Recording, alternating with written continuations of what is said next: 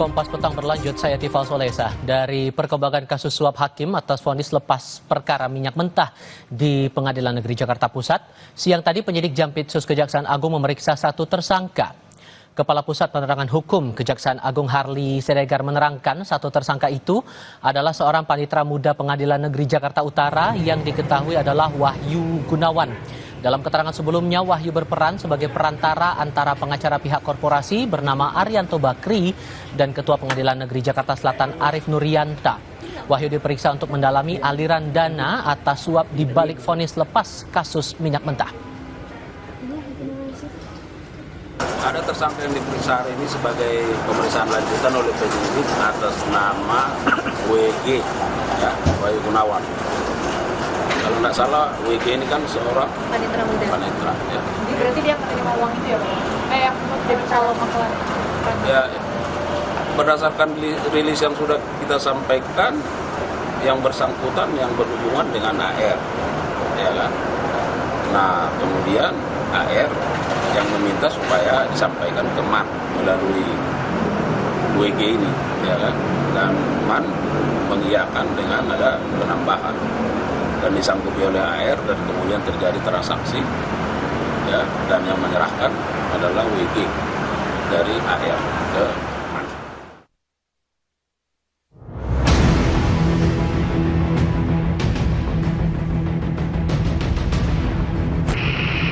Mahkamah Agung resmi memberhentikan sementara hakim dan panitera yang terlibat skandal suap vonis lepas atau onslah terhadap korporasi, yakni PT Wilmar Group, PT Permata Hijau Group, dan PT Musimas Group dalam kasus tindak pidana korupsi ekspor minyak mentah atau CPO. Meski begitu, pemberhentian tetap akan diberlakukan jika para tersangka terbukti melakukan suap dan sudah ada putusan berkekuatan hukum tetap. Hakim dan panitera yang telah ditetapkan sebagai tersangka dan dilakukan penahanan akan diberhentikan sementara jika telah ada putusan yang berkekuatan hukum tetap akan diberhentikan tetap. Sebelumnya, Kejaksaan Agung menetapkan Jumianto selaku Ketua Majelis Hakim yang saat itu memimpin jalannya persidangan. Kemudian dua orang majelis hakim yakni Agam Syarif Baharudin dan Ali Muhtarom sebagai tersangka karena menerima suap. Kasus ini bermula ketika pengacara terdakwa Arianto Bakri bertemu dengan Wahyu Gunawan selaku panitera Pengadilan Negeri Jakarta Pusat untuk pemufakatan perkara dugaan korupsi ekspor minyak mentah. Wahyu Gunawan kemudian menyampaikan hal ini ke Muhammad Arief Nurianta yang saat itu menjabat sebagai Wakil Ketua PN Jakarta Pusat. Uang sebesar 60 miliar rupiah akhirnya disepakati untuk pemberian vonis lepas atau onslah. Muhammad Arief Nurianto memanggil DJU selaku Ketua Majelis dan ASB selaku hakim anggota, lalu Muhammad Arief Nurianto memberikan uang dolar bila dikuruskan ke dalam rupiah senilai 4 miliar 500 juta.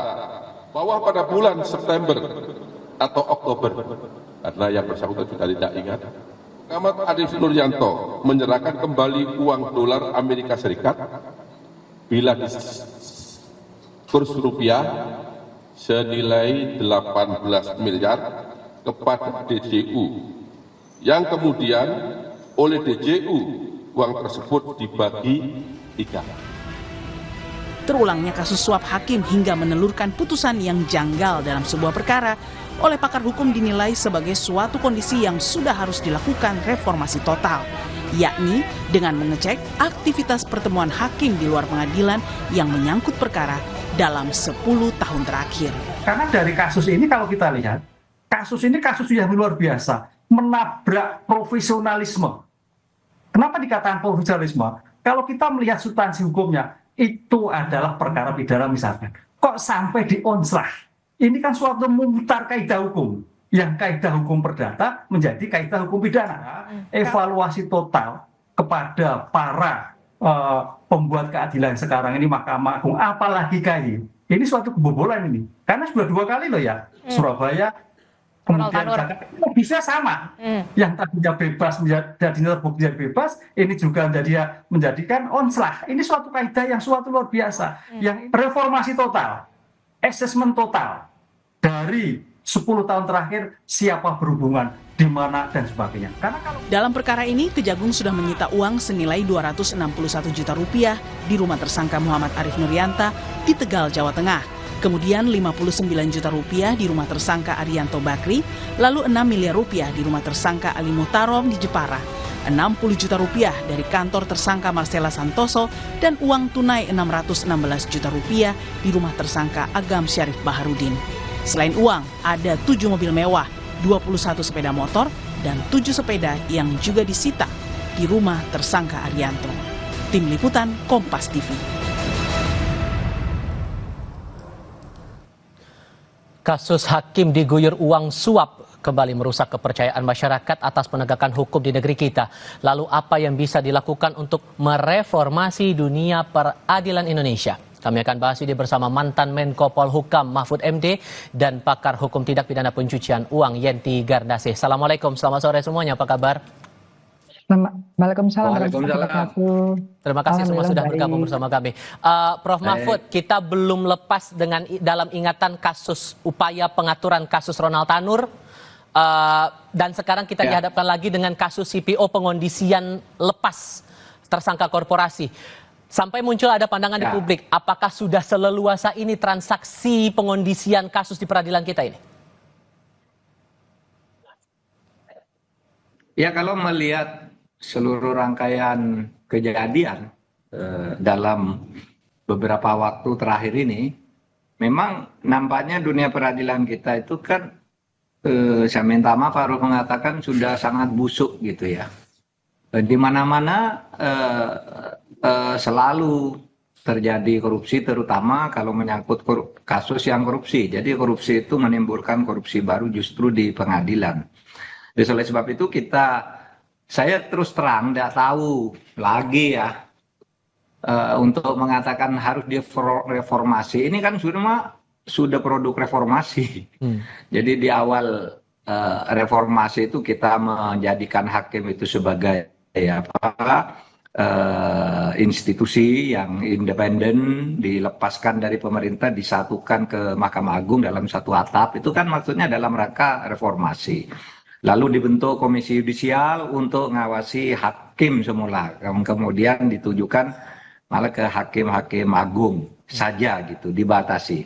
Dan beberapa waktu terakhir ini lalu yaitu kasus demi kasus bermunculan, dan itu semakin sangat mengerikan karena permainannya itu melibatkan bukan hanya lagi perseorangan oknum yang diam-diam, tapi kalau melihat kasus terakhir ini kan sudah melibatkan banyak orang di sebuah instansi. Nah, untuk itu saya lebih melihat pada politisnya. Itu rupanya sih Kejaksaan Agung ini sekarang bagus ya, langkah-langkahnya yang terakhir ini relatif bagus dan mungkin menjadi yang paling tidak saat ini menjadi yang terbagus di antara penegak hukum yang lain dengan temuan-temuan dan langkah-langkahnya. Meskipun sebenarnya kita tahu kalau Kejaksaan Agung itu diberi keleluasaan yang lebih gitu, saya kira lebih banyak lagi yang akan ditemukan.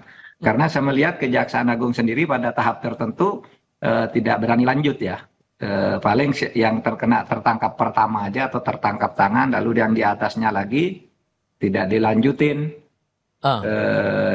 Itu banyak hal yang terjadi seperti itu. Misalnya Pertamina itu kemana itu sekarang kasusnya. Kemudian kasus pagar laut itu sudah saling lempar kejaksaan dan polisi, apakah ini korupsi atau bukan gitu. Kata polisi tidak ada korupsi di pagar laut itu karena tidak ada kerugian negara. Padahal korupsi itu tidak harus merugikan negara. Yang banyak dihukum tuh korupsi itu justru yang tidak merugikan negara.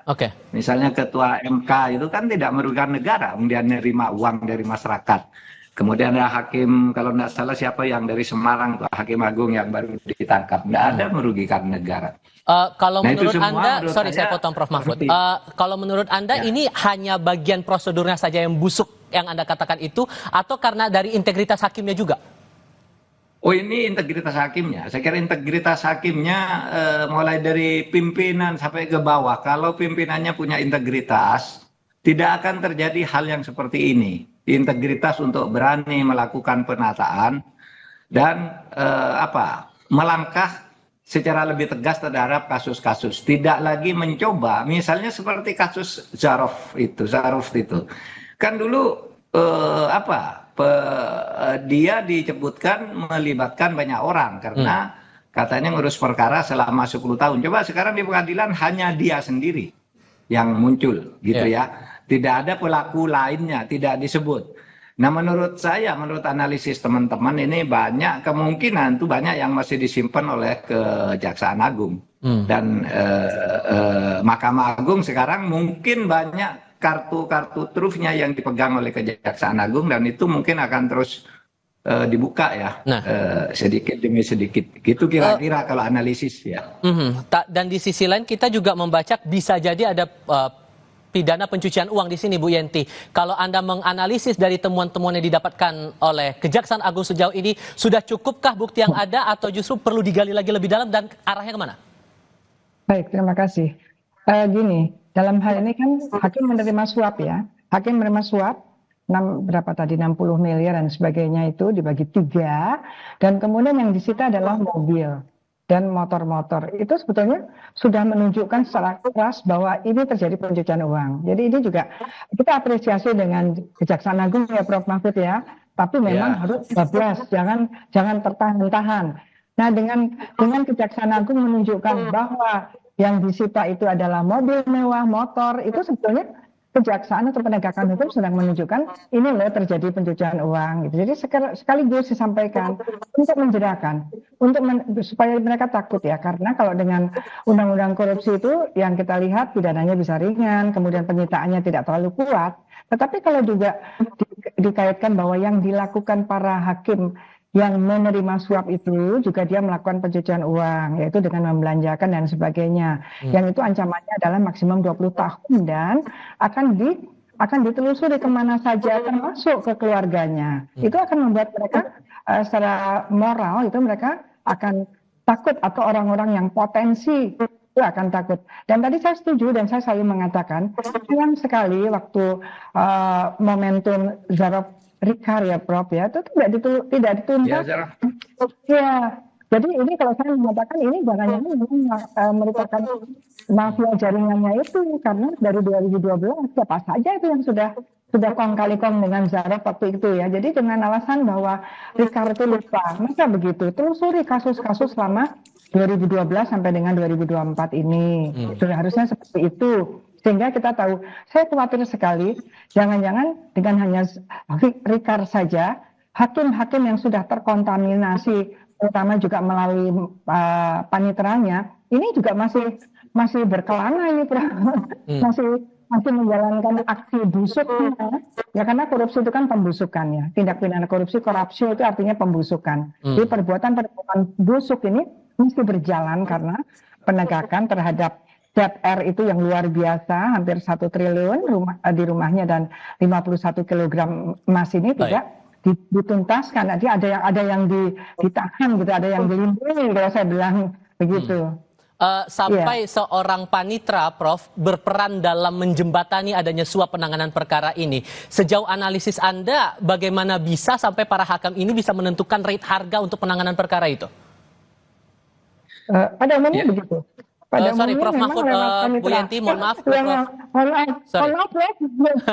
Mumpung sama-sama Prof di sini, Prof Mahfud. Silakan, Prof.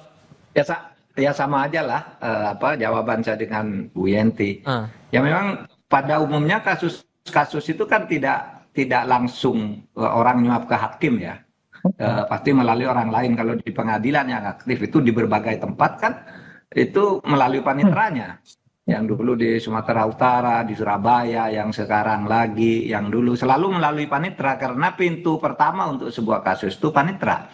Nah oleh sebab itu mungkin penataan bagaimana sih panitra ini dibina, diawasi dan seterusnya, itu supaya betul-betul menjadi perhatian. Meskipun sudah bosan sih kita mengatakan gitu, sejak dulu kita kan sudah berbicara, sudah belasan tahun lalu agar kepanitraan ini diatur ulang. Ada dulu yang usul begini, panitera tuh enggak usah lama-lama lah di sebuah pengadilan gitu.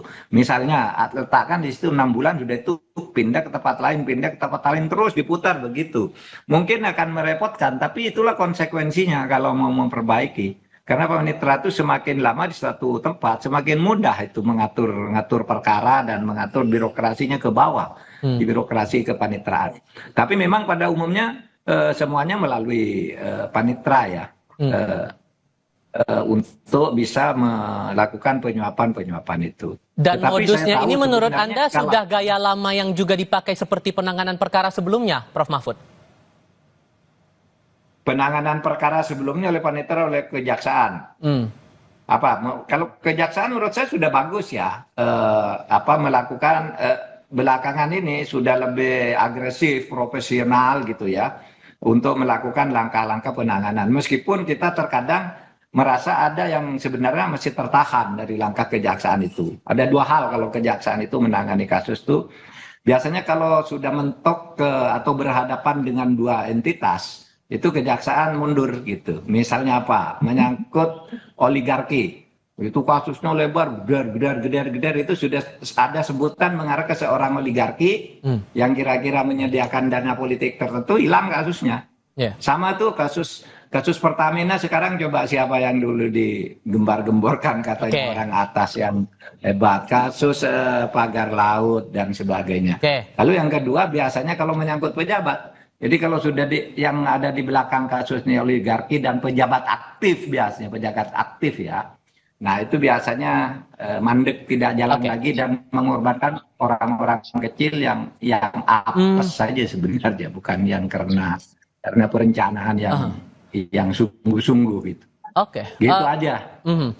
Dan tadi dalam visual kami juga menayangkan, Bu Yenti, bukti-bukti yang disita oleh Kejaksaan Agung dalam bentuk mobil mewah, kendaraan mewah lah. Apakah dalam modus untuk pencucian uang, penyamaran uang kejahatan itu dalam bentuk barang-barang mewah ini saja atau bisa dalam wujud yang lain, Bu? Ya ini yang paling sederhana, yang paling mudah yaitu yang ditelusuri paling mudah ya, barang-barang yang dibeli. Tapi bukan berarti di situ semua kan harus dihitung, ada matematis kan, cara matematis. Kalau nggak salah tadi kan jumlahnya 60 miliar, mobil-mobil itu kan mobil dan sebagainya itu berapa miliar kan, nggak sejumlah itu. Artinya kemungkinan masih ada yang disimpan. Hanya memang di Indonesia nampaknya orang itu cepat sekali tergiur melakukan kejahatan hanya ingin tampil mewah gitu ya. Sedih sekali saya, Prof, hakim kok kepengen naik Ferrari itu bagaimana gitu ya. Salah satu indikator agar negara itu terlibat dari korupsi yang merajalela adalah hak pejabat-pejabatnya harus hidup dengan gaya sederhana. Nah ini indikatornya sudah dilanggar semuanya. Kemudian mereka mudah sekali, terutama adanya konflik of interest di antara 3 pilar tadi ya, antara eksekutif, yudikatif, dan legislatif. Itu membuat bagaimana korupsi itu mudah terjadi di negara ini. Dan penyuapan atau korupsi yang dilakukan, yang menerima hakim, yang menyuap juga dipidana ya. Perusahaan-perusahaan itu adalah menunjukkan bahwa tingkat korupsinya sudah sangat parah ya, menunjukkan bahwa ini adalah merajalelanya korupsi di suatu negara, yaitu ketika hakim-hakim tindak pidana korupsinya justru dia melakukan korupsi ya dengan cara menerima suap. Jadi ada menerima suap, ada gratifikasi. Ini mungkin saya ingin menyampaikan bedanya gratifikasi dan menerima suap. Walaupun gratifikasi itu pidananya berat, tapi perbuatannya itu beda. Kalau menerima suap itu ada transaksional antara yang menyuap dan disuap. Tapi kalau gratifikasi walaupun menerima, tetapi itu tidak ada tawar-menawar. Jadi ini sangat memalukan berkaitan dengan hakim menerima suap. Artinya sudah ada tawar-menawar, transaksional. Miris ya, Prof. Saya miris sekali. Saya beberapa kali juga hadir di pengadilan gitu ya. Saya berpikir, rasanya kok males ya datang lagi, yang apalagi mengatakan yang mulia ternyata di belakang itu. Dan berkaitan dengan vonis onslah, ini beberapa kali terjadi berkaitan dengan tindak pidana ekonomi, kepabeanan dan sebagainya. Ini sebaiknya kita eksaminasi. Saya masih curiga dengan 179 triliun yang dulu zamannya Pak Mahfud itu kan, keluar masuknya impor emas itu juga onslah. Dan hakimnya juga malah malah hakimnya juga bermasalah. Nah itu juga harusnya dibuka sekarang ini gitu. Hakim yang berkutat dalam penanganan perkara ini, Prof. Mahfud, pada akhirnya ada yang mengaitkan juga dengan masalah kesejahteraan hakim. Beberapa bulan lalu sempat ada juga kan pertemuan hakim dengan pihak DPR untuk masalah kesejahteraan hakim, masalah gaji hakim. Menurut Anda kalau dikaitkan ke arah sana cukup relate nggak? Saya sejak dulu tidak percaya ya pada teori bahwa hakim itu korupsi karena gajinya kecil gitu. Karena mereka yang korupsi ini ternyata kaya-kaya gitu. Yang hakim-hakim hakim-hakim biasa yang sederhana, yang jujur biasanya mereka merasa cukup tuh dengan gajinya karena mereka membandingkan dengan orang yang lebih bawah, tidak membandingkan dengan yang lebih atas. Oleh sebab itu mungkin pembicaraan tentang kenaikan gaji hakim mungkin perlu dipertimbangkan lagi ya. Apakah memang betul itu masalahnya kan gitu. Korupsi terjadi di mana-mana dan terus-menerus. Ini juga masih banyak yang tersembunyi dan mungkin ditunda ya oleh kejaksaan. Saya meyakini kejaksaan itu punya banyak hampir semua kasus-kasus besar di negeri ini masih banyak yang disimpan di sana dan menunggu giliran atau tertahan oleh karena situasi politik tertentu. Sebab itu kalau pertanyaannya Pak gajinya harus dinaikkan, ya saya kasihan pada hakim gajinya perlu dinaikkan. Tetapi itu sebenarnya bukan itu jawaban untuk memberantas korupsi. Jadi? Itu aja. Harus bagaimana untuk reformasi peradilannya kalau begitu? Penegakan hukum, pengawasan oleh atasan dan tentu integritas moral itu tadi. Itu karena ya itu tadi kalau mau bicara gaji, coba kasus-kasus korupsi semua itu kan mereka yang ada di penjara itu orang yang sudah kaya-kaya. Coba kayak si Sarov itu misalnya, di mana di rumahnya sampai ada uang 1 triliun misalnya. Itu kan ketika dia bekerja dan sebagainya itu sebenarnya gajinya udah besar karena dia pejabat di Mahkamah Agung dan hakim-hakim yang sekarang ditangkap itu kan sudah kaya-kaya semua. Kayak sebelum ditangkap gitu, bukan korupsi karena miskin, sudah sebelum ditangkap itu sudah kaya raya. Saya menghargai gaji itu harus naik lah untuk semuanya, bukan hanya untuk hakim, gitu. Oke, sehingga kalau membaca pola yang saat ini terlihat dalam proses pemeriksaannya, Bu Yenti, masih ada kemungkinan bahwa pihak-pihak lain yang masih dalam ranah peradilan tahap pertama ini ikut terlibat atau justru bisa lebih tinggi daripada itu? Iya, karena waktu Sarah Prikar itu kan tidak dituntaskan ya, sementara dia lama sekali. Kalau bahasa anak muda sekarang itu ternaknya masih banyak gitu yang belum ditangkap ya kan. Ini bahaya sekali kan. Karena waktu itu sayang sekali itu momentum yang paling dahsyat itu ya. Kan kita kecewa sekali ada hampir 1 triliun di rumahnya dan mungkin puluhan kali dia mempengaruhi, mengkontaminasi hakim-hakim yang kemudian hakim itu menjadi hakim-hakim yang busuk itu. Padahal dia kan bukan hakim sebetulnya, pejabat administrasi ya Prof ya. Nah, sekarang ini harus disadari, Ketua Mahkamah Agung harus betul-betul melihat bahwa promosinya salah, ya kan? Bagaimana merekrutmen untuk promosi. Faktanya, hakim ini kan waktu melakukan pada waktu dia wakil ketua ya di Jakarta Selatan. Nah, kok bisa waktu itu sudah melakukan ini kok malah dipromosikan jadi ketua PN? Artinya ada masalah dalam hal penempatan, promosi, rekrutmen dan sebagainya. Apalagi nanti berkaitan dengan kalau sudah jadi hakim agung harus tetap ada campur tangan dari DPR lah. Ini juga ini hal-hal yang harus dilihat lagi. Kemudian hakim tipikornya juga harus dilihat apakah tipikor hakim ad hoc tipikor itu betul apa tidak. Menurut saya tidak tepat karena ad hoc yang agak lama Prof ya. Kalau di luar negeri ya per kasus gitu. Jadi sekarang nanti yang akan mengadili siapa?